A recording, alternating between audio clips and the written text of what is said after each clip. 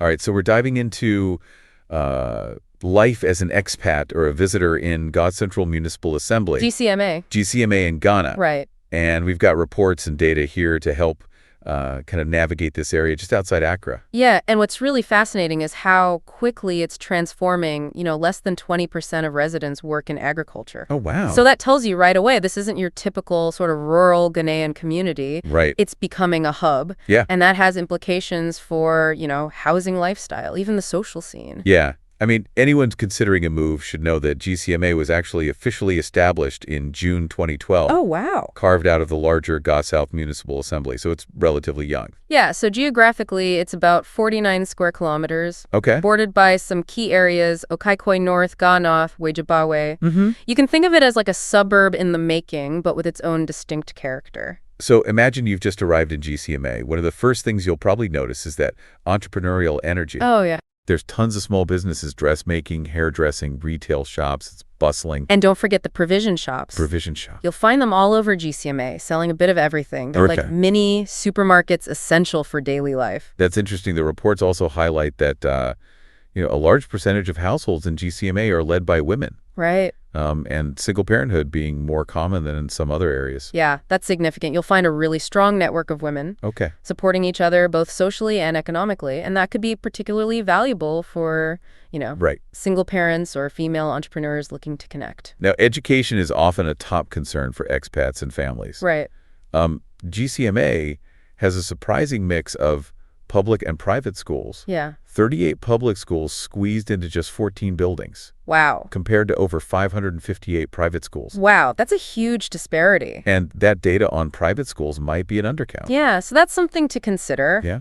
In public schools, you can expect large class sizes, sometimes 55 to 70 kids per class. Oh, wow. While the Basic Education Certificate Examination, or the BECE, that's like Ghana's high school exit exam, has an 81.3% passing rate overall. Okay. Private schools consistently outperform public ones. So for families relocating, choosing the right school is crucial, for their children's future. Right. That private school advantage in GCMA is something to weigh carefully. Yeah, even if it comes at a cost. Even if it comes at a cost. Speaking of costs, let's talk about healthcare. Okay.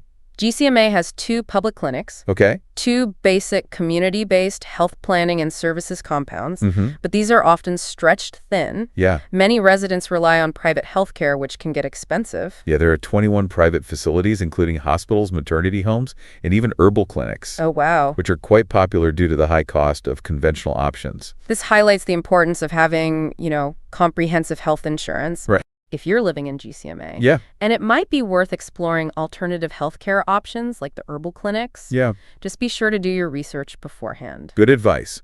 Now let's get into some practical aspects of daily life in GCMA. Okay. Piped water, for example, is notoriously unreliable. Yeah, you'll likely need to rely on water tankers, which are pricey, and the water quality can be inconsistent. Oh, wow. It's definitely a factor to consider when thinking about your budget and lifestyle. Yeah, and here's a major challenge. There are no official waste disposal sites in GCMA. Imagine the logistical hurdles. Right. And potential environmental impact. Wow. This means that waste management is often handled informally. Yeah. Which raises concerns about sanitation and sustainability. Yeah, definitely a lot to consider there. For sure. And getting around GCMA can be a little tricky. Out of 400 kilometers of roads, only 23 kilometers are paved. Wow, that's quite a difference. Yeah. So owning a car is almost essential, or becoming very familiar with ride-hailing apps. Right. Public transportation exists, but it might not be as reliable for all your daily needs. Yeah, especially if you're used to a different level of infrastructure. Exactly. Sounds like flexibility and a little bit of patience are key. Yeah. Speaking of adapting, the food situation in GCMA is interesting. Okay. Arable land is being squeezed by development, so you won't see these vivid farms. Right. So backyard gardening is encouraged, but livestock rearing, chickens, pigs, rabbits, that's more common due to limited space. Okay. You'll find some maize and cassava production in the outer areas, but it's not enough to feed the entire municipality. So where do most people get their food? Well, you'll find both modern supermarkets in certain areas, but the real heart of the food scene is in the local markets. Oh. Anya Market, for example. Okay. It's a must visit. It's one of the largest in GCMA. I can imagine. Sensory overload in the best possible way. What about traditional Ghanaian cuisine? Will I find that easily in GCMA? Absolutely. Food vendors are everywhere, Okay. You'll get to sample authentic dishes like sufu, banku, and kanki. Yeah. But GCMA is a melting pot of different ethnic groups, so you'll also find influences from other regions of Ghana and beyond. That culinary diversity sounds amazing. It is. Now, we can't talk about Ghana without mentioning festivals. I know the Homowo Festival is big in the Gat region. What's it like in GCMA? Yeah, so Homowo literally means hooting at hunger. Interesting. It is celebrated in GCMA, but not as intensely as in some other Ga areas. Okay. The diverse population means you'll experience a blend of traditions. Right. Might make for some unique events and celebrations throughout the year. That's something for visitors to keep in mind. It's not like this monolithic cultural experience. Right. It could be exciting. Yeah. Now, shifting gears a bit, let's talk about safety and security in GCMA. What should expats and visitors be aware of? Generally, GCMA is considered safe, but like any urban area, it's important to be aware of your surroundings and take common sense precautions. Petty theft can be an issue, especially in crowded areas like markets. So just being mindful of your belongings. Exactly. Especially valuables. Yeah. Is key. What about healthcare safety? Are there any specific health concerns expats should be prepared for? Yeah, malaria is prevalent in Ghana, so taking precautions like using mosquito nets and repellents is crucial. Okay. It's also a good idea to consult with a travel doctor about recommended vaccinations and any necessary preventative medications. Access to quality healthcare is something we've already discussed, but it's worth emphasizing, again, having a reliable health insurance plan that covers both emergency and routine care is non-negotiable. Absolutely, and don't forget to pack any essential medications you regularly take. Right. Finding specific brands or equivalents might be challenging in GCMA, so it's best to be prepared. Now, for those looking beyond just visiting, what about long-term stay options? Is finding housing in GCMA difficult? Well, the rapid urbanization is putting a strain on the housing market, so finding suitable accommodation can be competitive. Okay. Especially for expats. Yeah. You'll find a mix of apartments, houses, even gated communities, but prices can vary widely depending on location and amenities. So starting your housing search early and working with reputable real estate agents are probably good strategies. Absolutely, and be prepared to negotiate. Right. Understanding the local rental market and having a clear budget in mind will help you find the right place for your needs. Now, beyond the practicalities, what about the social scene in GCMA? Is it easy for expats to connect with others and build a community? GCMA has a very welcoming atmosphere, and Ghanaians are known for their hospitality. You'll find opportunities to connect with both locals and other expats through various social groups and activities. Are there any specific places or events that are particularly expat-friendly? Well, there are several international schools in and around GTMA, which often serve as hubs for expat families. Yep. Churches and social clubs are also great places to meet people. Okay. And for those interested in sports, there are various clubs and groups for activities like football, tennis, and golf. It sounds like there are plenty of options for socializing and finding your niche. Now, for those who might be considering GCMA not just as a place to live, but also as a place to invest, what are the key sectors to watch? Well, GCMA presents this unique blend of challenges and opportunities for investors. Yeah. The rapid urbanization, the growing population, the entrepreneurial spirit. They create a dynamic market with significant potential. What are some specific areas that stand out as particularly promising? Real estate is an obvious one. Okay. The demand for housing, especially for middle-income and expat communities, is outstripping supply. Right. So this creates opportunities for developers and investors willing to navigate the complexities of land acquisition and construction. And beyond housing, are there other sectors that are attracting investment? Absolutely. The growth of the informal economy is fueling demand for commercial spaces such as shops, restaurants, and service-oriented businesses. So for someone interested in tapping into that entrepreneurial energy, there are options beyond just large-scale development projects. Exactly. And let's not forget the potential in agriculture, particularly with innovative urban farming techniques. Right.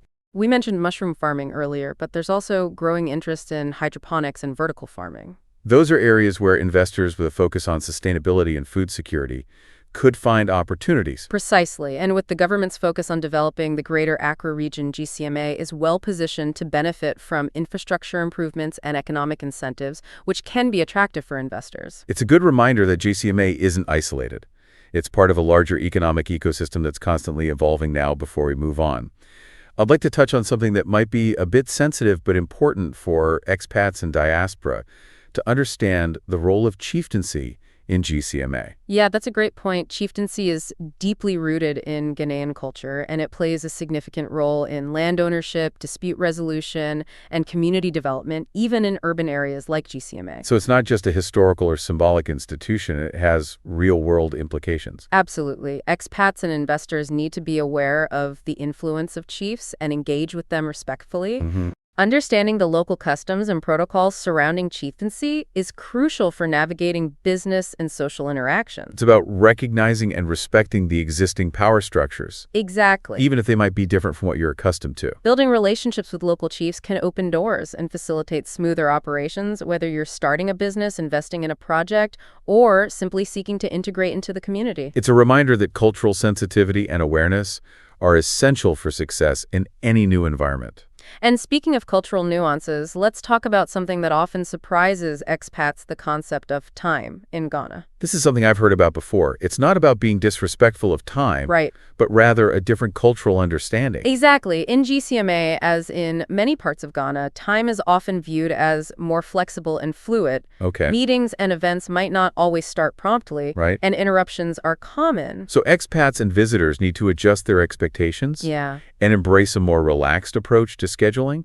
Patience and flexibility are key. Right. It's about understanding that things might not always happen according to your planned timeline. Right. And that's okay. That's okay. It's about adapting to the local rhythm of life. Exactly. Which can be a rewarding experience in itself. Absolutely. Wow, we've covered so much ground in this deep dive. It's clear that GCMA is a complex and dynamic place full of opportunities and challenges in equal measure. It really is a microcosm of the larger changes happening across Ghana. You've got rapid urbanization, economic shifts, cultural blending. It's all playing out right there. And I think what's valuable for our listeners that we haven't just presented the official GCMA. We've talked about the realities of unreliable water, the housing crunch, even the need to understand chieftaincy. Those nuances are what make the difference between a surface-level understanding and truly being prepared for what life in GCMA is actually like. One theme that really struck me is that entrepreneurial spirit, especially among women. It's undeniable they're driving the informal economy, leading households, finding ways to make things work despite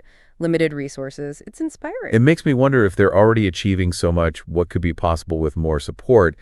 That seems like a key takeaway for anyone looking to invest or collaborate in GCMA. Absolutely. There's untapped potential there. And it's not just about handouts. It's about understanding the existing systems, the challenges these women face, and finding ways to partner effectively. Now, before we wrap up, I have to ask, from all this information, what really stood out to you? What's the one thing you'll remember about GCMA? Honestly, the mushroom farming, it might seem like a small detail, but in a place where land is scarce, it's such a clever adaptation. It speaks to the ingenuity of the people. It's like finding opportunity in the unexpected. It makes you think, what other innovations are happening under the radar? Exactly. And that's the beauty of a deep dive like this. Sparks curiosity. It gives you a framework, but it also encourages you to go beyond the data and explore the human stories, the unexpected connections. So for you listening, this is just the starting point. We've given you the map. But the real adventure begins when you start exploring GCMA for yourself. And as always, the most valuable knowledge comes from connecting the dots, from seeing how the different pieces of the puzzle fit together. So go forth and connect your journey into the heart of GCMA awaits.